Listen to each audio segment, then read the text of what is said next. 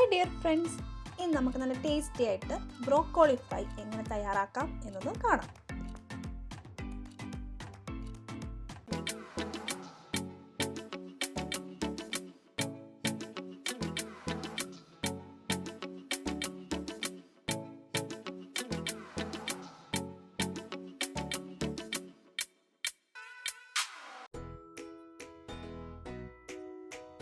അതിനായിട്ട് ഞാനിവിടെ 2 medium size ബ്രോക്കോളിയും അതുപോലെ ഒരു ചെറിയ ബ്രോക്കോളി എടുത്തിട്ടുണ്ട്. ഇതുപോലെ നമുക്കിതൊന്ന് കട്ട് ചെയ്ത് എടുക്കാം.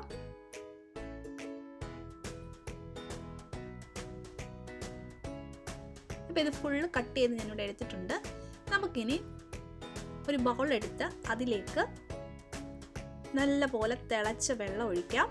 അതിലേക്ക് നമ്മൾ കട്ട് ചെയ്ത് വെച്ചിട്ടുള്ള ബ്രോക്കോളി ഇതുപോലെ ഇട്ട് കൊടുക്കുക. അതിനുശേഷം ഇതിലേക്ക് 1/2 ടീസ്പൂൺ ഉപ്പും 1/2 ടീസ്പൂൺ മഞ്ഞൾപ്പൊടിയും കൂടി ഇട്ട് ഒരു 5 മിനിറ്റ് നേരം നമുക്ക് ഒന്ന് വെയിറ്റ് ചെയ്യാം. അപ്പോഴേക്കും നമ്മുടെ ബ്രോക്കോളിയൊക്കെ നല്ലപോലെ സോഫ്റ്റ് ആയിട്ട് വരും.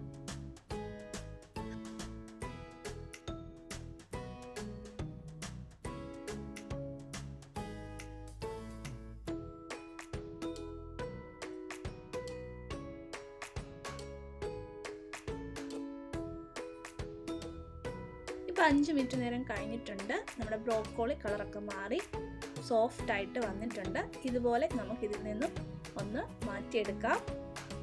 വെള്ളമെല്ലാം നന്നായിട്ട് ഡ്രെയിൻ ചെയ്ത് കളയണം.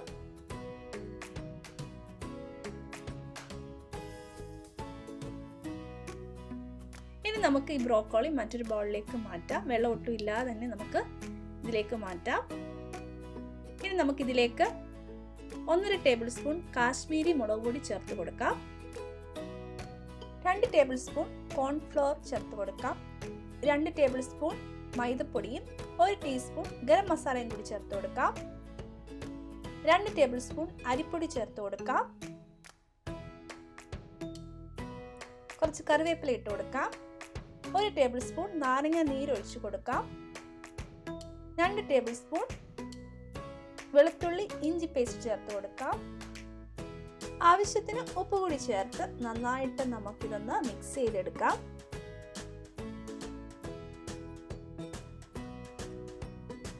വെള്ളം ആവശ്യമെങ്കിൽ മാത്രം ഒന്ന് തളിച്ചു കൊടുത്താൽ മതി. വെള്ളമേ ഉണ്ടായിരുന്നതുകൊണ്ട് നന്നായിട്ട് നമുക്ക് മിക്സ് ചെയ്തെടുക്കാൻ പറ്റി.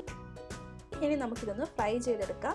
അതിനായിട്ട് ഒരു പാൻ അടുപ്പത്ത് വെക്കുക. പാൻ ചൂടായി വരുമ്പോൾ അതിലേക്ക് ഞാൻ സൺഫ്ലവർ ഓയിൽ ഒഴിച്ചു കൊടുത്തിട്ടുണ്ട്. ഓയിൽ ചൂടായി വരുമ്പോൾ നമുക്കിങ്ങനെ ഓരോ പീസായിട്ട് ബ്രോക്കോളി ഇട്ട് കൊടുക്കാം. തിരിച്ചു മറിച്ചു വിട്ട് നന്നായിട്ട് ഫ്രൈ ചെയ്തെടുക്കാം.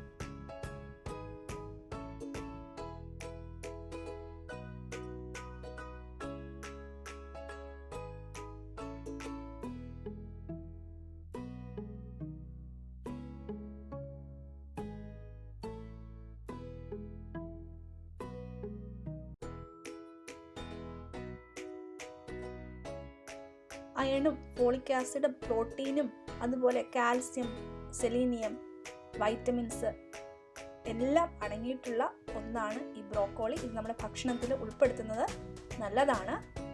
അപ്പോൾ നമ്മൾ ടേസ്റ്റി ആയിട്ടുള്ള ബ്രോക്കോളി ഫ്രൈ ഇവിടെ റെഡി ആയിട്ടുണ്ട്. എല്ലാവരും ഈ റെസിപ്പി ഒന്ന് ട്രൈ ചെയ്ത് നോക്കുക.